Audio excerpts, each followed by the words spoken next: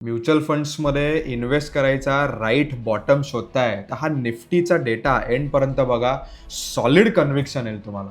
मी हा डेटा घेतलाय 2005 to 2026, 21 मार्च 2026 पर्यंत. निफ्टी, मिड कॅप आणि स्मॉल कॅप इंडेक्स मी कन्सिडर केलेत.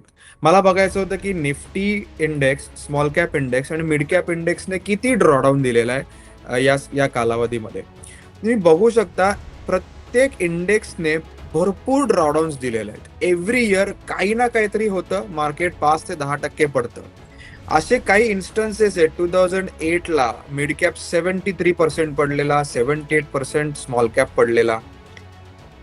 2020ला सगळ्यांना माहिती आहे की निफ्टी आणि मिड स्मॉल कॅप खूप पडलेले. ॲव्हरेज ड्रॉडाऊन निफ्टीचा आहे 16.7%, मिड कॅपचा आहे 22% आणि स्मॉल कॅपचा आहे 27%. बट इन्स्पाइट ऑफ दिस ड्रॉडाऊन निफ्टीने आतापर्यंत साधारण 13% रिटर्न्स दिलेत, 15% मिडने दिलेत आणि 14-14.5% स्मॉल कॅपने दिलेत. हे तर इंडेक्सची गोष्ट आहे. जे तुम्ही रिटर्न्स ऍक्टिव्ह फंडचे बघता तेव्हा इंडेक्स फंडपेक्षा 2 ते 3% अल्फा असतो. Then what is stopping you from investing? मला कळतच नाहीये. तुमच्याकडे FDs असतील, लमसम अमाऊंट असेल इन्व्हेस्ट करायला, this is time to invest in mutual funds. आणि त्यासाठी तुम्हाला मी आणि माझी टीम नक्की हेल्प करेल. You have to trust mutual funds, you have to trust Rahul Kulkarni. Thank you.